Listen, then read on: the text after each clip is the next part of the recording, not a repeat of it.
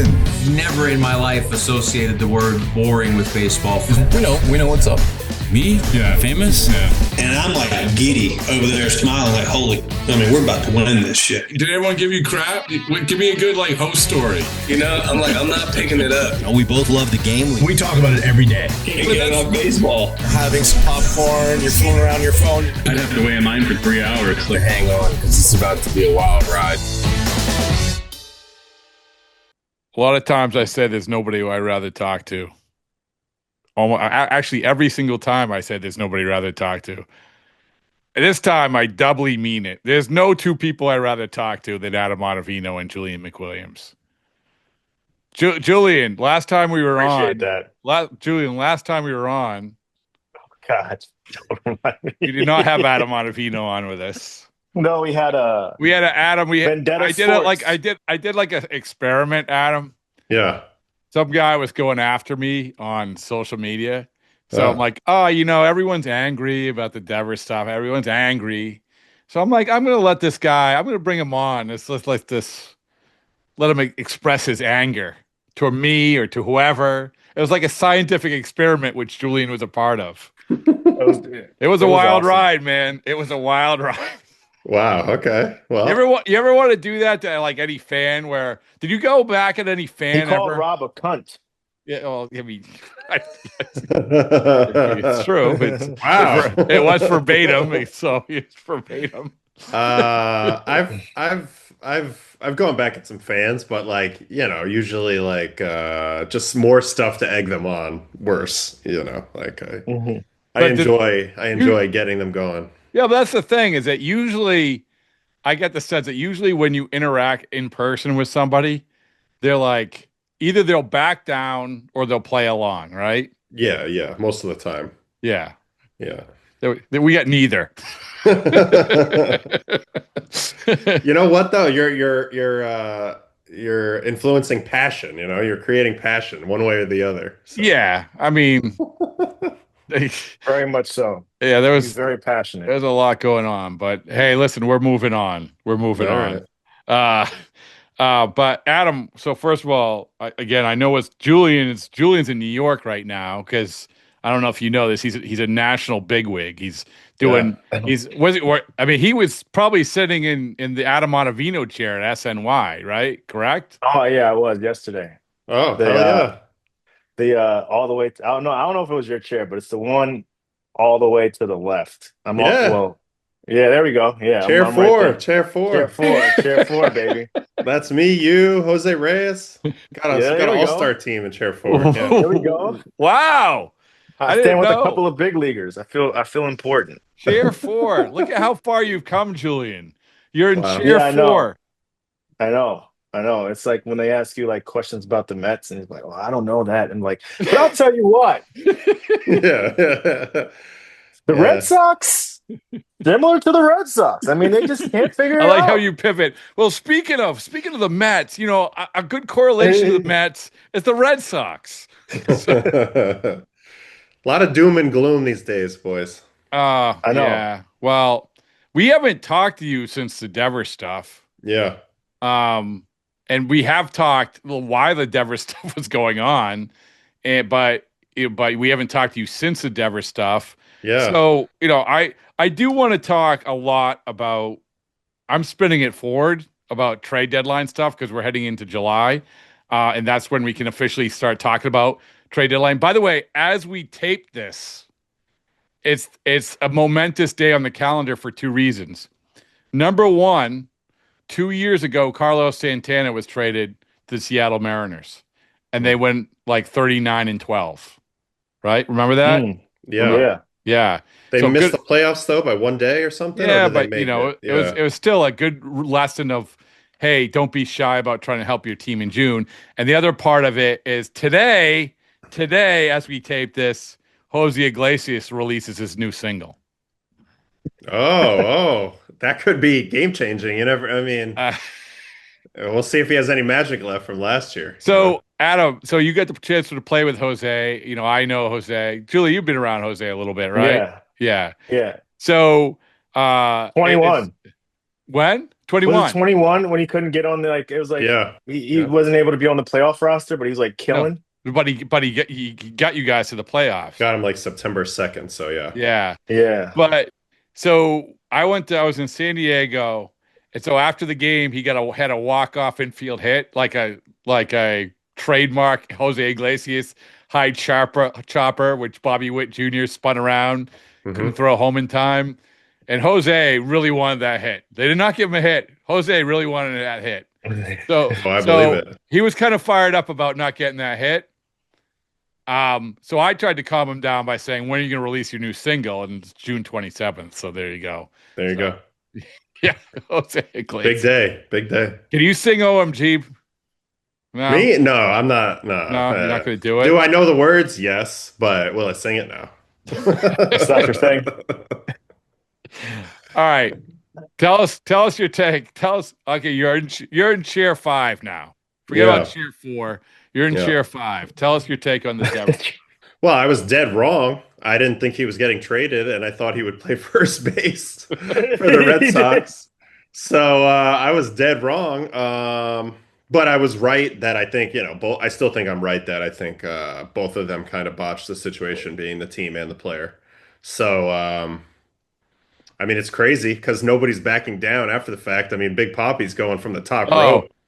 Oh my gosh. Giving the elbow drops to his countryman. So a little surprised to see that. And obviously it was awkward that they had to play the Giants right away after he's there.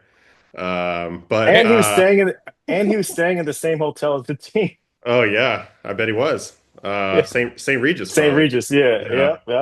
But I don't know. I mean, I guess it was worse than I realized. I mean, shoot, I hadn't really been there the last few years. I was only there in spring training, and Rafi's a pretty quiet guy.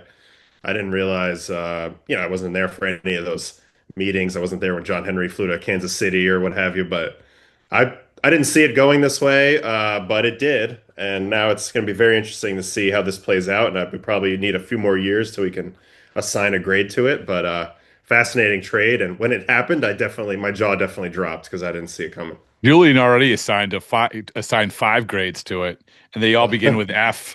Yeah. Dude, it's unbelievable. Like I mean, Adam, have you ever seen like a guy in his prime? Well, we've seen Mookie obviously, but like the Mookie thing, like you knew it was happening, right? Like you knew it was like, okay, this probably could happen. Like there was a build up to it. Like, have you ever seen somebody in their prime, like who just signed a contract worth, I don't know, millions and millions of dollars, just abruptly get traded like that? I can think of 2, and they're both Rockies. I mean, Arenado, but he kind of like, he wanted out, and it was public, and so, but that was pretty abrupt because only like 1 or 2 years after signing. Yeah. But the other one was Tulowitzki. That one, he had been there. He was undisputed face of the franchise. Team was on the upswing. They couldn't get on the same page. And I remember it happened. Rockies were playing in. You were there. You were playing for them. Were you playing? I was playing for them, but I had Tommy John at the time. So I was back in Denver rehabbing, and I was watching the game, and I noticed that Tulo got pulled out of the game like in the top of the 9th inning against the Cubs, and I thought that was a little weird. He must be hurt or something.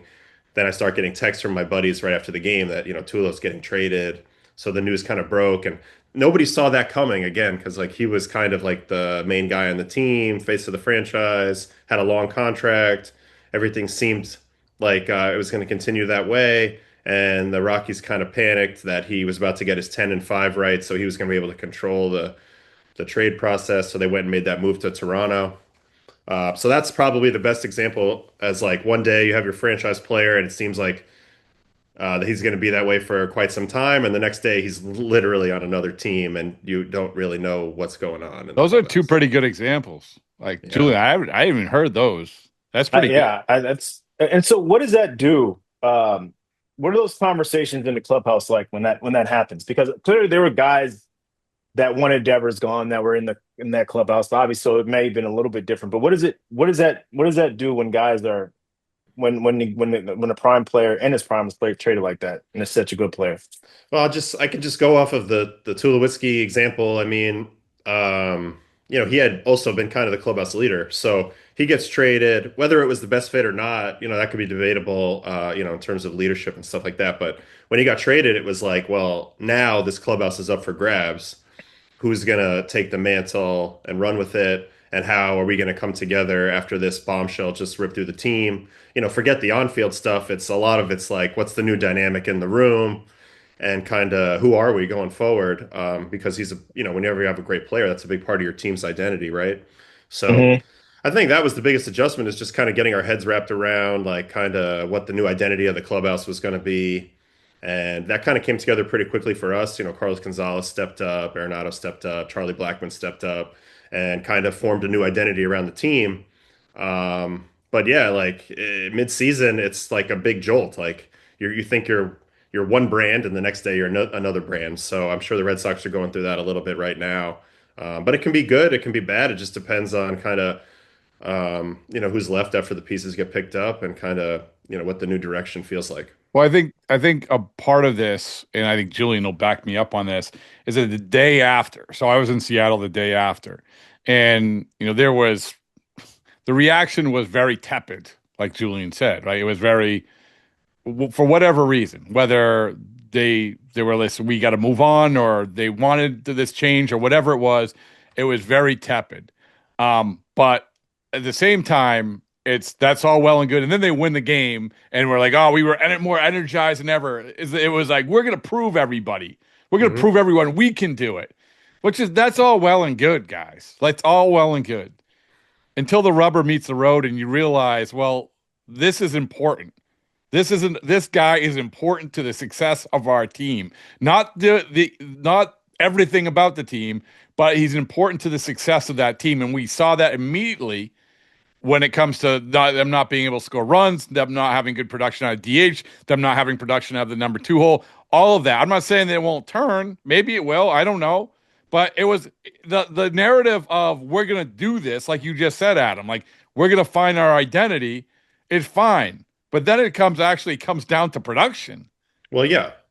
I mean, listen, like baseball players aren't the type to act like the sky is falling when anything happens. And I think everybody's going to say, oh, like we don't know what the future holds. Like somebody's going to step up, we might be great. And then it takes a little while before maybe you say, you know what, who we could have used on this team is maybe a Rafi Devers in the lineup. So obviously you got to see how it plays out. But yeah, the immediate reaction of a ball player whenever any type of big thing happens is just to minimize it mentally, stay on track. Don't let this throw me off. Don't let this throw the group off. We'll figure it out. Obviously, that's not the way fans work, but as a player, you're just so conditioned to take it as a speed bump and keep moving, and you don't really have a chance to kind of look back until maybe you get 10, 20, 30 games down the road, and you kind of say, are we as good as we were before or not? And I think you're trying to figure that out. I love that take. I love it because, that's what we say, but you know better than us. No one listens to us, right, Julian? But No. I'm the enemy. We're the enemies. we're the enemy. But that's the point. Is it like We traded Devers. We're the reason why he didn't want to play first base. Mm. We're the reason why he got moved off third. So another thing that I'm screaming from the mountaintops, because I'm like, I don't know from my perspective how you don't react one way to it, and the players who said they aren't bothered by it, I don't understand that. And that's when Devers turns full heel when he goes to San Francisco, immediately picks up a glove and is doing all the things, Yeah. You're right, Julian. You're yawning. Like, no. Yeah, no, I got no, I'm fine. I'm all set. All right. I mean, shoot, you follow this thing through headlines, it can be quite jarring. Like I'm following it a little bit from a distance, and you're like, oh, I absolutely will not play first base. And then you see, oh, Buster's in charge. Whatever he tells me, I do. You're like, whoa, like that's a big contrast. But that's what I'm talking about. As a player, as a teammate, even if you like Devers, aren't you like, come on, man? Like, really? Yeah, probably. Yeah, there's probably some of that. I mean, yeah. All right. Hey, I have one more. Did you see the comments from Pedro saying well, him and Papi are on totally different sides, and he says yes, this is something that should have been taken care of in house, where you called in guys to talk to him. Would you have called in put on your GM hat or your manager's hat? Yeah. Would you have called in those guys to have a conversation with them? 100%. And listen, I've been saying it the whole time. I would have been in Dominican in the off season. I would have found Rafi and Samana or wherever he is. We were having a conversation. This guy's super important to my team and my future. And if I'm thinking about bringing in somebody to take his position and move him around, like we need to have a discussion. We need to get on the same page from day one. And I understand like maybe he's a little hard to get in touch with and all that stuff, but that would have been my main focus from the beginning is getting on the same page. Especially when you're with somebody for as long as they've been together, the Red Sox and Rafi were together, like that's a relationship that deserves that type of communication, respect, I think. And really, it's like a bad marriage at a certain point. Like neither side wanted to talk anymore. They needed to go through an intermediary, and it's unfortunate because all that broke down. But yeah, I mean that's what I would have done. Looking back on it, like it does come down to relationships and just sometimes having uncomfortable talks. But when you don't have them, now you lead to even more uncomfortable talks. And eventually, those did take place. Yeah, and I think the thing that sort of kills the Red Sox argument is say, "Hey, we didn't know." Well, they did know because if it wasn't Bregman, it was absolutely going to be Arenado. Like was, so that's it. All right. Well, we're going to shift you back to seat 4. The seat 5 is all Red Sox talk. So I want to talk about trade deadline stuff. And Julian, I want your perspective of trade deadline because I know that you're a big team builder. You've got your PhD in team building from the media side of things. I am fascinated by how a clubhouse, how players react, the importance of trade deadline movement, aggressiveness, messaging, everything that is from the front office. Because like I said, we're into July. Now this is when we have to talk about it. And I use the Carlos Santana example. I mean, that was we saw the immediate results from that. I can also cite Steve Pierce back in 2018. I don't know. I don't know if Adam, if you were part of any teams that like made an early move at all or. Yeah, I mean, I've been on teams both ways, like teams that shut it down and shipped everyone out, like the 23 Mets, and I've been on teams that, bought at the deadline, like the 19 Yankees, and we did a little bit in Colorado, not as much as we wanted. So, yeah, so I've been a part of all the different situations. Yeah. So let me ask you this.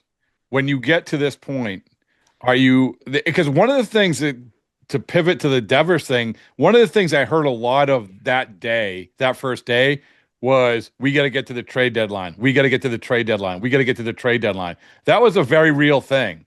And I feel like for players, it must be when you get to July, I mean, it must be like, please, please, please, please, let's win some games so we don't get traded. Is that accurate? Yeah, I mean, I think we spoke about this early in the year. Like, yeah, the season's 6 months, but really, you got the 4 months before the team usually picks a direction. Because the deadline's there, and depending on what side you're on of it, you kind of know like we need to play well this month, or maybe everything we've been working towards is going to get blown up, and guys are going to go other places, and maybe I have to go someplace, and I don't really want to get traded midseason, and what does that mean for me? I like it here. All those feelings come in. And when you're on a good team, you're kind of like, let's play good. Let's show the front office that we're in this thing and they can give us some help. But if you're too vocal about, oh, we want to really improve our team, then you're also like maybe hurting the feelings of some of the guys that are going to get replaced by the new guys that come in. So there's a lot of, it's delicate. It can be delicate, but these are the conversations that take place on the plane, in the sauna, at the you're eating late night after the game and you're having a little chat about it. They're not like big meetings that take place, but there's a lot of gossiping going on and people have ideas. Ooh, maybe we could get this guy or whatever. And, I don't know. I kind of find it fun, but it can be stressful at times too, because not everybody wants to be traded, Yeah. Are there any conversations like, dude, like this guy stinks. Like we need to upgrade this position. Like I'm not getting any help. Yeah, it's messed up, but that stuff does happen, of course. I mean, of course. But I mean, generally speaking, it's pretty rare that somebody would be that like open with their opinion on a player stinking or whatever. But yeah, I've heard it before. But it's not player. Yeah. It's not. It's a great point, Julian. It's not the player. It's the position. Like you don't have to name the player. But remember, a couple of years ago, Kenley, we need. Oh my God, we need. We need. What did he say? You need 2 starters. When like everyone was like, 2 starters. Wait, you need 2 starters. Yeah, and you got 2 starters and what was it? A first baseman, right? And a first baseman. Yeah. And he's like, these guys, they're too young. And he's like loud in the clubhouse. So it's like, and like Kenley's voice travels. So he's like, I mean, we have David Hamilton at second. I'm like, oh God, let me just like, I just want to crawl into a ball somewhere. I'm like, okay, I got to leave this conversation. That's how people get punched in the face. So you got to be careful. Yeah. But yeah, I forgot what I was going to ask. But yeah, I got thrown off. Well, yeah, go ahead. You got something? No. So is there a time where you're like, when the trade deadline is coming, like say today, right? Like the Red Sox have lost, I don't know, like this went 3-6 on a road trip. As we tape this, they have a huge Toronto series coming up. When does stuff start like now do you start thinking about, shoot, we better start winning games? Like when does the clock flip for you when it's like we got to start winning games? I think in June already it's starting to happen because depending on how far out of it you are, you need to get you need to get that sense of urgency rolling and you start winning some games. In July, it definitely ramps up even more. You start doing the math in your head.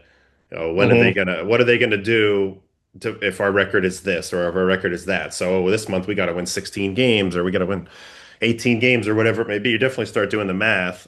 It can be dangerous to do that because, as you know, you got to focus at the task on hand, which is today's game. But yeah, you start thinking about it. Like I said, there's some uncomfortability. Guys who have no more years left on their contract know they could be switching cities. They got families. There's so much. There's just it comes into your head. I was talking to Lucas Ursig the other day about that, about when he was traded, about the things that his wife had to do. It's kind of nutty. I mean, you turn your life upside down for a couple months. But I also, again, using Devers as the example, did you have any when you get to July? We know that they say, hey, we need this or we need that. Was there also any sort of presences where, hey, we need to change over the vibe in the clubhouse? It's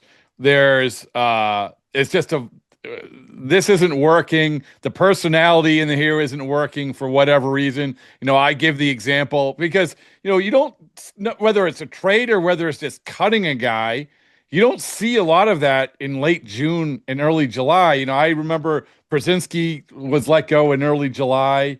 There was a perception of that. So I don't know if you went through that at all or if that's a dynamic.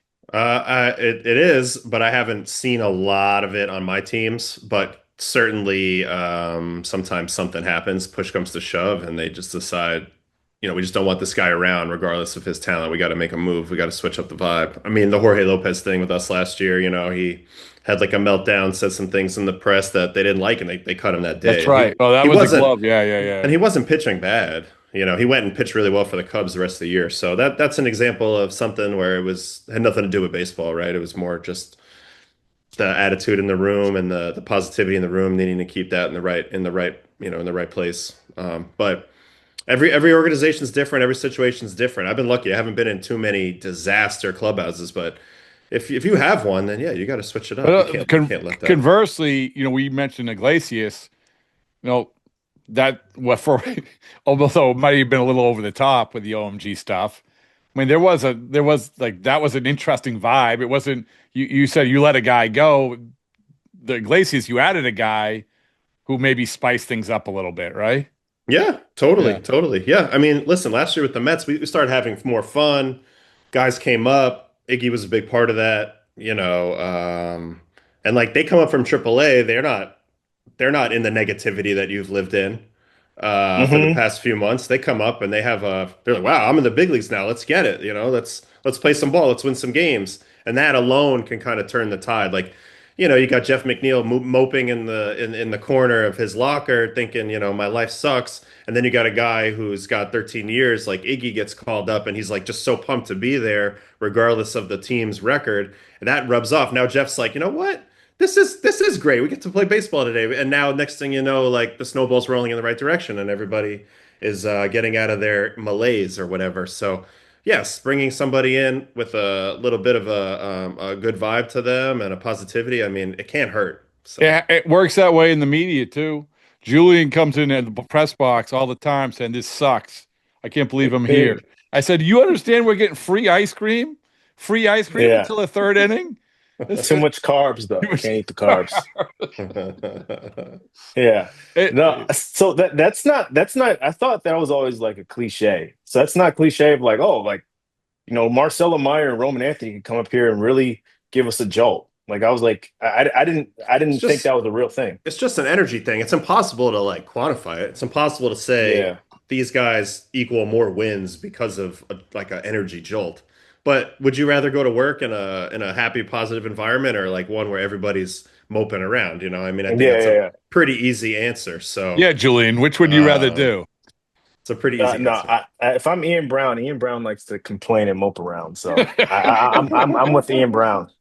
I'm with Ian I Brown on that. So feel you. yeah, Hey, what no, was it? I don't know. I'm not. I don't like being mopey. I like being a glue guy. You are a glue guy. Yeah. Yeah. Hmm. What was it like when to go back to when we were around when Schwarber's name has come up a lot lately actually Yeah. because we talk about how the Red Sox devalued him. Really they did. I mean, let's be honest. Like sure, they might have given him an offer. He said that they didn't give him an offer after the lockout ended. Uh I'm sure they picked through all the things that he wasn't instead of what he was. Hmm. But still, like when the Red Sox, you got to give them credit for getting him. Now they got him at bargain basement because he had a bad hamstring. Hmm. But what was Schwarber like for you guys when he was dropped in there? He was great. I mean, he's really good at hanging with the boys, and talking shop. Very easy guy, not to get along with, not threatening. Also, just a really good hitter, and had won the World Series, and had a lot of playoff experience. So, he's got that cachet when he's coming in the room. So guys want to talk to him about actual practical stuff, but also he's just a good hang and a good dude. And I think coming in, he had a nice opportunity to kind of ease his way in there because, like you said, he was rehabbing his hamstring. So he spent the first couple weeks getting the lay of the land and kind of seeing how But he you could guys impact the team. lost. But you guys lost like a Yeah. lot after. Well, it had gotten bad because we had like a COVID outbreak, and then like one guy was going down like every 3 days or every 2 days, and our team was kind of getting stripped away, and we almost didn't make it that year, obviously. But Schwarbs was a big part of keeping it together and getting us across the line and into the tournament that year. When you look at trades, when you get guys like you want talent, but also there's the other dynamic of when you having a guy dropped in, say you immediately say if you get a guy, hey, who'd we trade for? We trade for this guy. I would imagine that clubhouse they're all like, is he a good guy? Yeah, oh Because that's yeah. another part of that, right? Well, the odds are somebody knows him. So usually, Hmm. I mean, I've been asked about guys before. Hey, should we get this guy? Will this guy fit in By good the with the front group? office. Yeah, but front office or management. So I'll give my opinion if I know the guy, and I know that happens with other guys. I mean, and for the most part, I'd say like 90% of the guys have solid to good reputations in the big leagues. It's a very small amount of guys that they come to somebody and ask, and the guy's like, oh no, no, don't do that, don't do that, But I'm sure it does happen. But yeah, of course, that's the second question. Like, oh, everybody knows how good the player is. But then I guess the next question is always like, so is he a good dude? Like, will he fit in? Like, will we like this guy? And it's good. It's good if that's the case. So like when you're going through like you get a guy like that in the clubhouse like a Schwarber or say I don't know the Yankees got Jazz Chisholm last year and it seemed to have like I think Rob put it best. He said that was like the jumper, put like Oh, it the was was. like It the was the first. yeah Julian, you were there. Like, I when I watched that Yankees team, that we were there for that first it game. was stale. It was stale. Well, Yeah, yeah, until like he played in that first game, and then was like, boom. yeah, It yeah, Yeah. was yeah, it yeah. was a different vibe. It was. So anyway, go ahead. So But like that's the same thing. Jazz was super fired up to be there, right? And I think that's part of it. Like hmm he was in Miami, he's not happy there, goes to the Yankees. It's the Yankees, and this guy's dying for a big stage. That's obvious. Then he gets out there and he's like, "This is it. This is my moment. Let's do this. This is everything I've dreamed of." And everybody else who's been there is like, maybe they're like, "All right, like maybe there's something yeah, to yeah, this. yeah, Like, let's yeah, play yeah, some ball." So I don't minimize it at all. I think it's real. yeah. Okay. Okay. All right. All right. So the final thing is this is like every time Julian's on, we do a list. Hmm. Julian, you're welcome because you're going to be able to Let's execute. go. um, we go through every team and we do, like we did face the franchise. What else did we do? We did something else. What was the other one we did? Face of the franchise. All I remember is Thomas Harding. Well, we'll get to that. We'll get to that. We'll get to that. Wow. All right. I'm gonna go. I'm gonna name every team, and each of you, if you can, name your favorite player on that team. Sure. All right. Okay. Yeah. All right. All right. Here we go. Julian and then Adam. We'll go through every team. Yankees. Well, I'm biased because DJ LeMahieu is like one of my best friends. So DJ, that's my guy. All right. I gotta go. I Judge. Okay. Yeah. Yeah. All right. Rays. Oh, Chandler Simpson. Sorry. Go ahead, Adam. My bad. No, you're great. I like Brandon Lau. Really good player. Okay. You going with Chandler Simpson? Chandler Simpson, baby. Oh, fast. That would be mine. Blue Jays. Go ahead, Julian. I'm biased because we grew up together. George Springer. Ooh. I'm going to go Chris Bassett. Oh, good talker. Yeah, that's a good one. Good talker. Seabass. Great talker. Great talker. By the way, the Blue Jays have their pitching staff is the best collection of talkers in the league. Oh, between him and Max, you know. Max, sure. Gosman. Yeah. All right, Red Sox. Ooh. I'm gonna say at the moment, I'm really into. I mean, I like a lot of these guys, so it's tough. I'm gonna give the nod to Chapman. Why not? I did not see that coming. I think Chapman got a little stale in New York, but right now, like he's in a different mind frame. Could you feel see it. that in spring training when you were with him? Like had that he was going to do what he's doing. I could feel that he was fully engaged, more so than maybe like one of the last years I played with him, and maybe how he looked prior to the Pittsburgh time last year, but.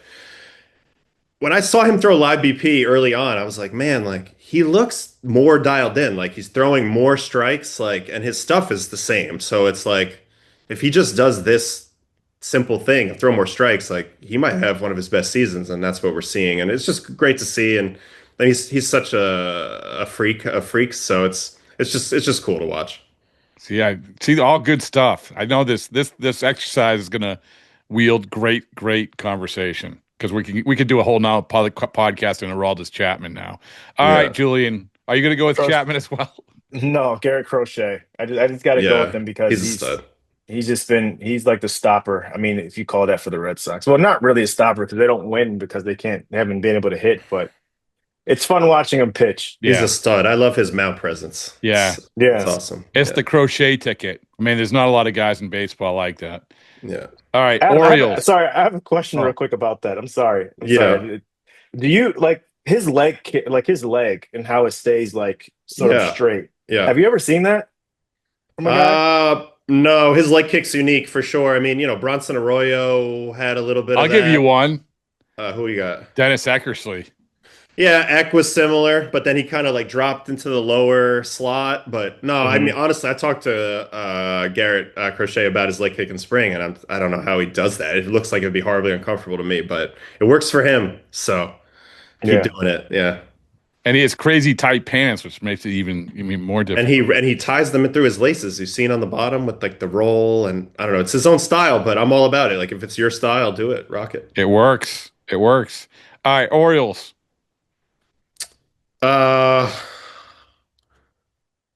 Jackson Holiday. Okay. You know what? I know I might get flack for this, but like I feel like he was like the guy that started all this, and he's had a down year. But I'm a Rutschman guy just for what he does behind the plate. Eventually I think the bat will come around again. All right. Yeah, I agree. Okay, Tigers. Scooble. That's easy. No, I have one. Yeah. Riley Green.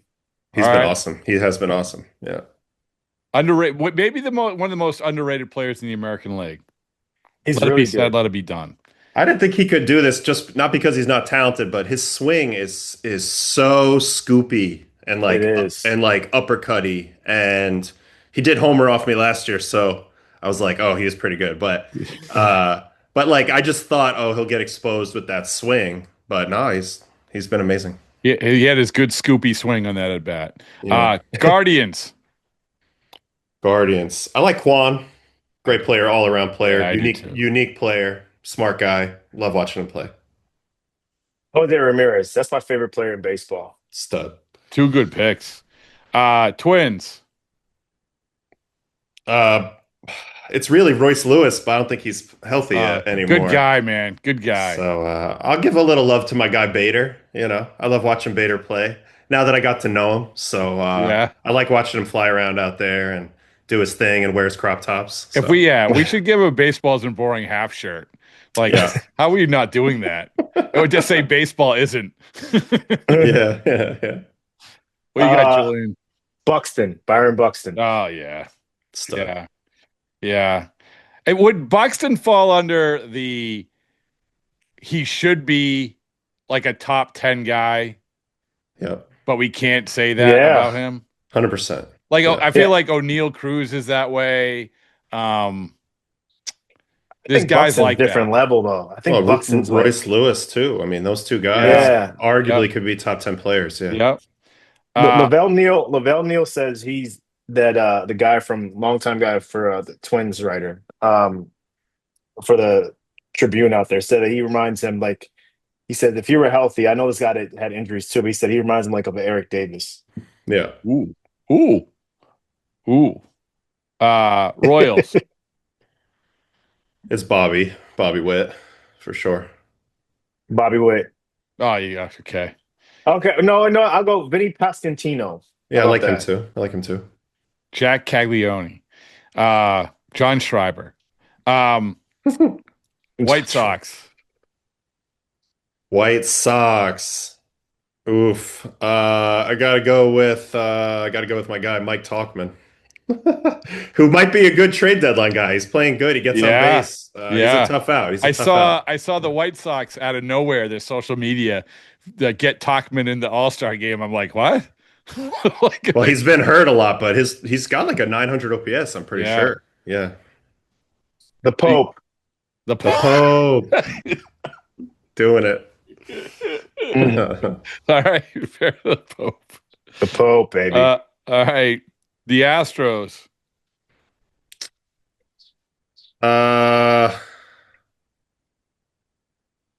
Oof. It's a weird I like the rookie, Cam Smith. Oh, Cam Smith. Yeah, it's been interesting because he didn't like come out like gangbusters, but they've been sticking with him. He's been playing well lately. I like watching him. So I interviewed Christian Moore the other day. Yeah. And I'm sure you guys all listened to it, but it was like one of the things I'm fascinated by the draft, and like how they can't get guys to attend the draft. And so Christian was one of the ones that did. And I think I can't remember. I don't think Cam Smith did. But I'm like, that draft already. I think there's 6 guys or something from that draft already. Last year's draft. Yeah. In the major leagues. Yeah. That's my little rant. And also promoting my Christian Moore podcast. What do you got, Julian? I gotta go Jeremy Pena right now. I think he's playing really well. He is. I didn't think that his swing is weird. Like he has this weird kind of swing, and I never thought it would work. But he seems to be having a good first half, so good for him. Now a Boris guy, right? So, all right, Angels. Ooh. I mean, it's still Trout. Every time Trout comes up, I want to watch the at bat. So it's still Trout, and like Ben Joyce is hurt, so that's not as exciting. Yeah, it's still Trout. Yeah, I gotta go. I like the kid that bats the other night. He's excited. Christian Moore. Moore. Were you just listening to watching. me? Did you just? No. I was just talking for 15 minutes about Christian Moore. Really? Great minds think alike, baby. No, he's great. Yeah. Did you see him out there in Anaheim? Were you out? Adam, can you help Julian out? I literally just spent like 10 minutes talking about how. Yeah, he talked about how he talked to Christian Moore. He had the sick game the other day where he hit the game tying home run and then the walk off home run, which was elite. So, is anybody listening to anything? Anyway, all right. By the way, I talked to Kyle Hendricks. He was very interesting to talk to as well. Dartmouth guy. Yeah, Dartmouth. My alma mater. Rangers. I'm gonna go with my guy DeGrom. I mean, it could be. I love Nasty Nate, but DeGrom. I mean, he almost had the perfect game the other day. I was locked in, rooting for him. So that's my guy. All right. What do you got, Julian? I'm going with Nasty Nate. I love how yeah. how his pitch mix. He actually throws a lot of pitches for strikes. He Too doesn't good just for- have them. Like Too good. those guys. So I added a cutter. I added this. I added that. I added that. And like you're like okay, and okay, you just have a bunch of pitches, but he actually has a bunch of pitches that work. Yeah. All right. Sacramento. Man, Denzel Clark. I mean, you seen this guy? Oh, I know. How has he not catches been everything. on the podcast? How has he not been on the podcast? Julian, get on that. All right, I got you. My guy is Nick Kurtz. Mm. Ooh. I like him.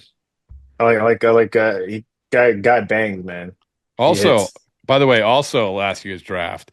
All right, Mets. Man,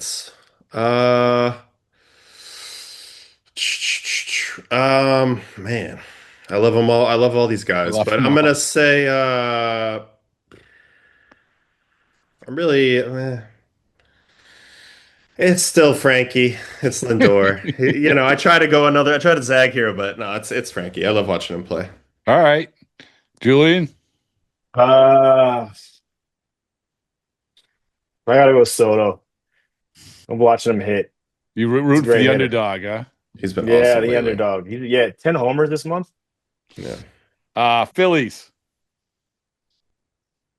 Phillies, I've always just really loved Wheeler. So we're gonna go Zach Wheeler. It's pretty good. Julian? I'm a Harper guy, even though he's on the IL. Harper. All right. Braves. Michael Harris is my guy. I think he's a great player. I love watching him. You just stole Julian's, but go ahead. No, I was going Matt Olson. I love there's a bunch of guys. The Braves are.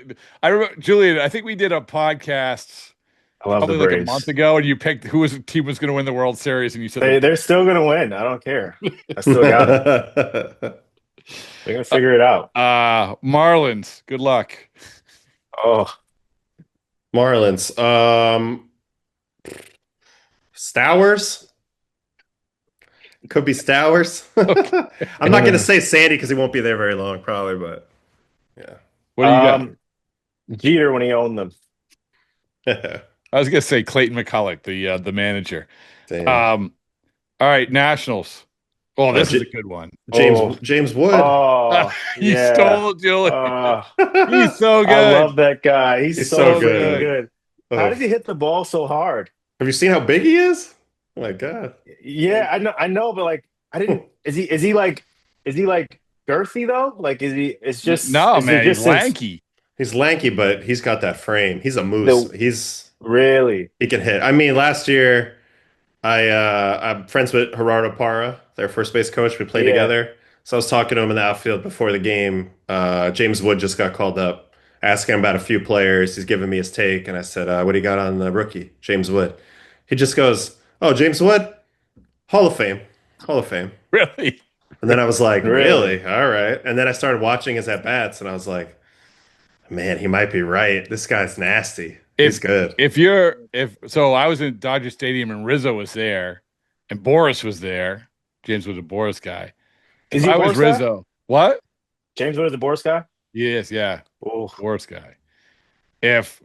If I was Rizzo, I would whatever the record is for that level of extension, I'd do it. I said, because you're going to miss your opportunity. The first time is your opportunity. Yeah. You got to sign this guy. So that's my 2 cents. All right, Cubs. Hold on. I got to give my guy then, right? Oh, do you give your guy? Oh, go ahead. No, CJ Abrams. Okay. And he gambles till 4 a.m. and then plays a day game. Stud. Yeah. Old school. That's like what a lot of reporters do. Cubs. Cubs. I'm gonna go with. Got to go PCA right now. He's electric. Oh, He's so fun see, to you watch. missed your Yeah, opportunity, but go ahead, Julian. Kyle Tucker. I've always liked him. yeah, he's awesome too. Adam, like who the new friend of the program. What, JMO? My guy Yeah, JMO. JMO. Love JMO too, but I mean, he doesn't play every day. Did Like he these guys. did he thank you profusely for arranging to come on the podcast? You know, he said he's a nice text back. He's very courteous. So he he is, you know. What do you Just mean? thanks for setting that up. You know, appreciate you. Oh, Stuff like he seemed Nice like he guy. had a good time. I mean, Yeah, he did. Great guy. Yeah. it was. And by the way, I love how he walked out to the Wrigley Field bullpen and said it still reeked of alcohol from the Post Malone concert. Yeah. Yeah. He set the scene. That was great. Yeah. He was great. Thank you for arranging that. Yeah. Good dude. By the way, we just sent 30 baseballs and boring T-shirts to the Cubs today. Brewers. Brewers. I hate this team. Don't know why, but they traded Savali. No, it's Mizorowski right now. I mean, I'm just fascinated to see how it's gonna last. I love watching it right now. It's different. It's electric. So it's must-see TV for me. But yeah, he's the one most fascinating me right now. Julian. I go with Sal Frelick. I don't know why. I just love he's a gamer. Gamer. He's a gamer. He's like I like guys that get the most out of their ability package, and he seems to do that. Even if the numbers quite aren't there, I like his game. Never heard of that. The ability package. That's good.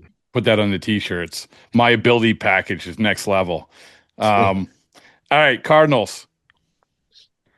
Cardinals. I'm a big Brendan Donovan guy. I think he's a really good player, really versatile, just solid player. They'd be in trouble without him. He's a good player. What country can he qualify to play in the WBC for? Is it like Dominican or something? No, Like it's Germany. Germany? Okay. Germany. No, maybe it was Zach Britton who could have played Dominican. That was a random one. Oh, really? Oh, yeah. All right, Julian. Cardinals. I go with Victor Scott because I just enjoy watching him play the outfield. You are a purist that way. That's why I know that Adam stole Michael Harris from you. Reds. Reds. Ooh. I mean, it's Chase Burns. He just got called up, but it's not like favorite player, but the player I'm most excited to watch. Yeah. Most excited to watch right now. He's it's new. It's brand new, so it's exciting. Also from last year's draft. Yeah. Julian.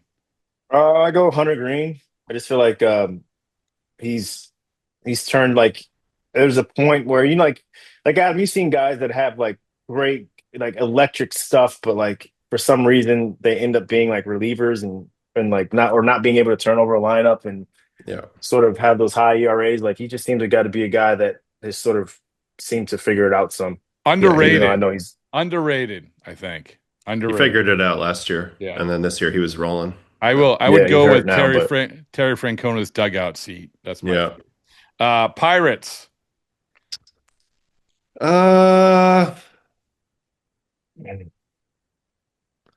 This is a tough one. This is a tough team. I don't want to say Skeens. I do watch all his starts. Let's go with I don't know. Their offense is yuck. You can't say O'Neal Cruz because he was benched. Yeah. All right. It's probably Skeens. As much as I'm trying it not to be, it's probably Skeens. Julian. Yeah, I gotta go with my boy Tommy Pham. Oh, that's right. Pham, yeah. Speaking of trade deadline, he's missed our trade deadline. Yeah. What team is going to get the next win? All he does is win. All right, Dodgers. Ooh, Dodgers. I like Yamamoto. Love watching him pitch. All right. I'm still a Mookie guy. Yeah. He hasn't turned it around with the bat yet, but his ability to be able to like just move over and play shortstop it's nuts. Like that's a position people leave at 32. It's not a position people come to. The only player with enough cachet to hold a celebrity softball game an hour and a half before the real game. Yeah, it's true. Padres.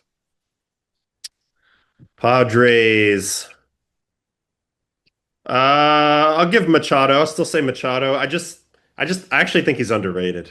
Really? He plays every day. He's a gamer. He's everything that people think he's not. He's a good player. Okay. Yeah, Don't tell that to Dustin Pedroia, but go ahead. I go with Jackson Merrill. I like it. I like the way he goes about his business. Okay. I can't believe no one mentions Xander Bogaerts. Giants. Oh, Jun-Hoo Lee. Love watching him play. I like the guys that like make it work in the traditional sense, like not big power guys, but they have enough total game package or whatever we're talking ability package to get it done. So it's kind of amazing, like how the Giants are good.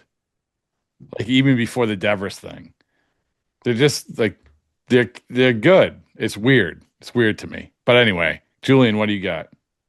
Rafael Devers, baby. It was a layup. Straight ball right down the middle.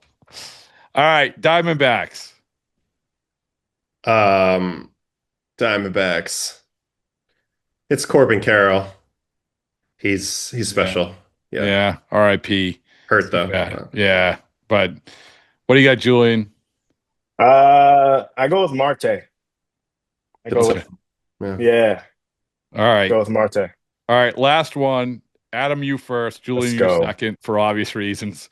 Rockies. The Rock Show. I'm still a big Ryan McMahon guy. He's not having his best year, but he's a really good player. And if they do trade him, he's going to be reborn somewhere else. His defense is awesome. He's a good hitter, good athlete. I'm a Ryan McMahon guy. Julie?